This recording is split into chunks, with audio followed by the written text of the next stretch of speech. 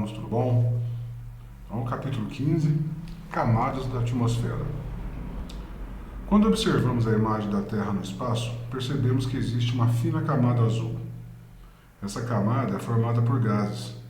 Você sabe quais são esses gases? Será que eles estão próximos de nós? Além de gases, essa fina camada também contém vapores de água. Como ocorre a formação desses vapores de água? Qual seria uma das funções dessa camada de gases? Tá? Então, essas são algumas respostas que nós vamos dar ao final desse capítulo. Então, vamos lá, turminha, mãos à obra. A atmosfera é a camada de ar que envolve a Terra. O ar é formado por gases, oxigênio, nitrogênio, gás carbônico, gases nobres e também por vapor de água, além de poeira e outros gases ou substâncias provenientes da atividade industrial. A atmosfera foi dividida em camadas para facilitar o seu estudo. Então aqui nós temos, na primeira camada, a troposfera, que ela vai até 15 km de altitude. A partir dos 15 até os 60 km é a estratosfera. Dos 50 até mais ou menos 80, a mesosfera. Acima de 80 km até aproximadamente 500 km de altura, a termosfera. E por último, a exosfera. Então vamos lá, uma de cada vez. A troposfera é a camada onde vivemos. Ela começa no Sol e atinge mais ou menos 15 km de altitude. Nela ocorrem os fenômenos meteorológicos, como chuvas, raios, temporais, nuvens, ventos, frente fria. Depois, a estratosfera. Ela alcança mais ou menos 500 km de altitude, a partir do limite da troposfera. É onde trafegam os aviões a jato. Depois, nessa camada também, na estratosfera, o oxigênio ele é rarefeito, está presente em pequena quantidade. Porém, aí a concentração de ozônio, gás formado por 3 átomos de oxigênio, o O3, ela é alta. Essa camada de ozônio filtra os raios ultravioletas do Sol, protegendo a nossa pele. O excesso desses raios causa danos à pele, inclusive vários tipos de câncer, como o melanoma. Depois, subindo um pouquinho mais, a mesosfera. É a camada mais fria da atmosfera e localiza-se entre a estratosfera e a termosfera. Agora, termosfera é a camada carregada de eletricidade. É onde ocorre a propagação das ondas de rádio. Estende-se mais ou menos de 80 a 500 km da Terra. Apresenta temperatura elevada, sendo por isso chamada de termosfera. E a última camada, a exosfera, também é denominada camada hidrogenada, pois encontramos nela grandes quantidades de hidrogênio.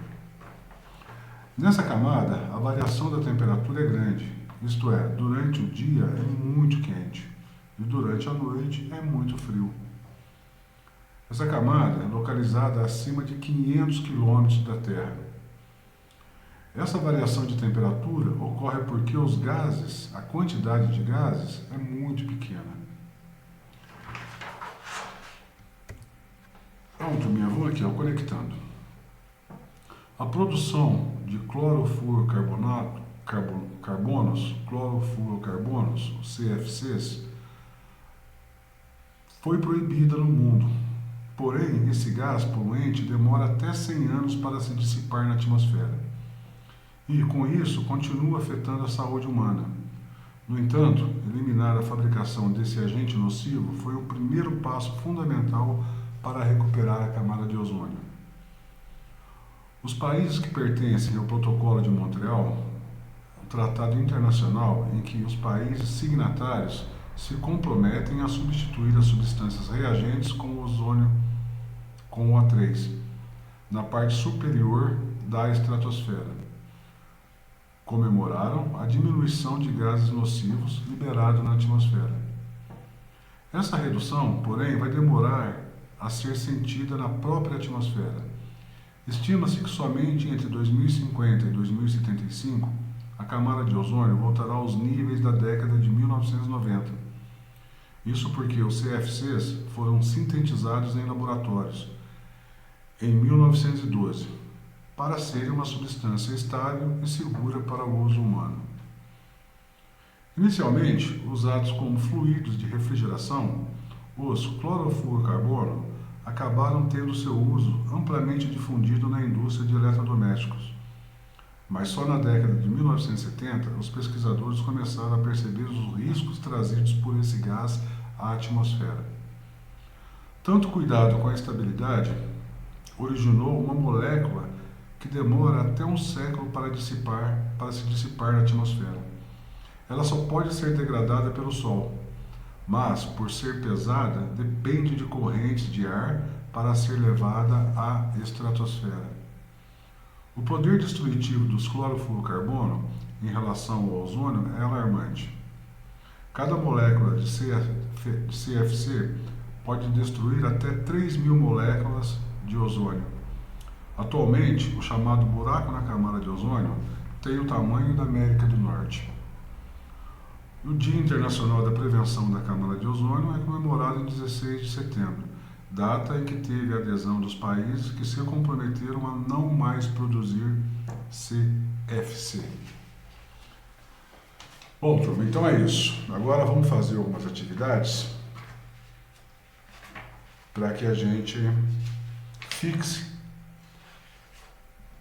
possa fixar, né, isso que foi lido junto com vocês. Então vamos lá. Número 1. Vários compostos, como clorofluorcarbono, que exala dos aerossóis, que são os sprays, ou são usados em refrigeração e esburacam a camada de ozônio que envolve o planeta. Qual o perigo desse fato? Então, letra A.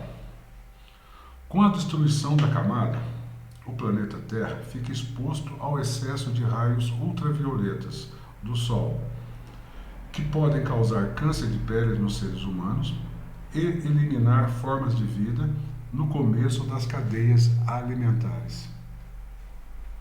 Letra B. O que você faria para evitar esse problema que ocorre no mundo todo? Olha, o único jeito é substituir o clorofluorcarbono por um outro tipo de gás. Tá? Número 2. Qual é a utilidade da termosfera para os seres vivos? É graças a ela que podemos receber as transmissões de ondas de rádio. Número 3. Por que as naves espaciais ou os satélites, e até mesmo os meteoritos, ao entrarem na atmosfera, tornam-se incandescentes? O oxigênio da atmosfera provoca a combustão, a queima, que se inicia com o atrito dos objetos ao chegarem à atmosfera. Número 4. Faça uma comparação entre a troposfera e a estratosfera em relação ao oxigênio. Na troposfera, a quantidade de oxigênio é grande, enquanto na estratosfera essa quantidade é bem menor. Número 5. Por que os aviões de carreira ou de voos comerciais preferem transitar na estratosfera? Porque na estratosfera não ocorrem os fenômenos meteorológicos, ventos, chuvas, raios, etc., facilitando dessa forma o voo.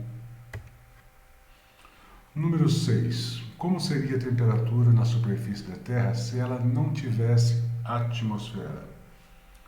Teríamos, durante o dia, alta temperatura pela presença do Sol.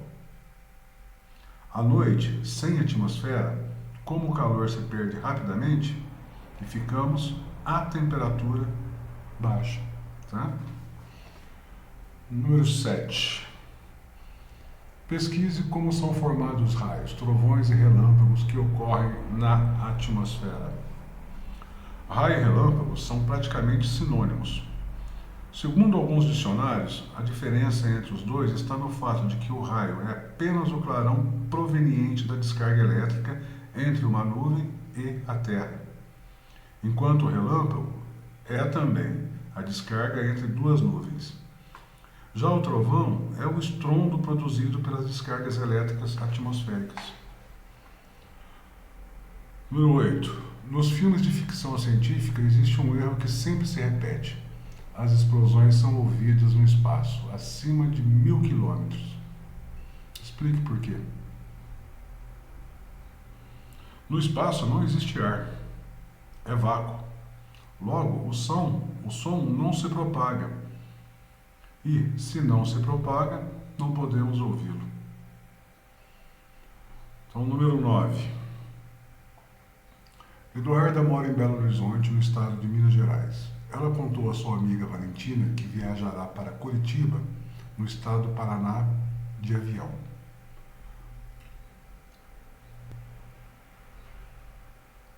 Sabendo que os voos comerciais atingem altitudes de 9 a 12 quilômetros, em qual camada da atmosfera Eduarda irá viajar?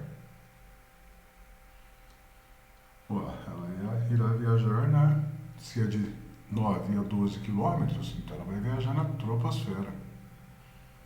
Letra B. Qual é a camada na qual ocorrem os voos dos aviões a jato? Na estratosfera. Letra C. Qual é a camada com menor quantidade de partículas de ar? Exosfera. Letra D. Qual é a camada que encontramos a maior concentração de gás ozônio? Na estratosfera.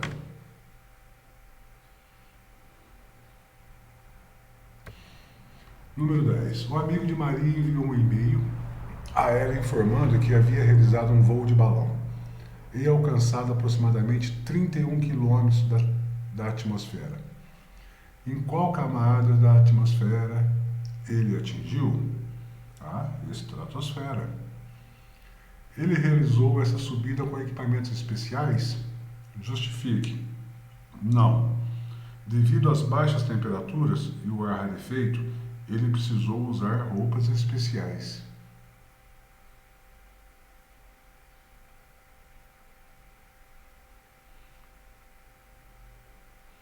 Não é sim, né, gente? Sim, ele teve que ir com roupas especiais, lógico, né? Número 11. O telescópio Hubble opera a uma distância de aproximadamente 610 km de altura.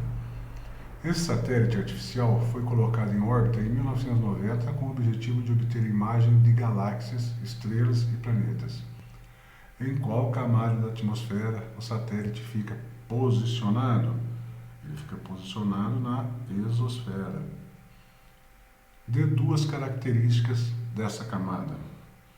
Camada rica em hidrogênio e grande variação de temperatura. Isto é, durante o dia é muito quente e durante a noite é muito frio.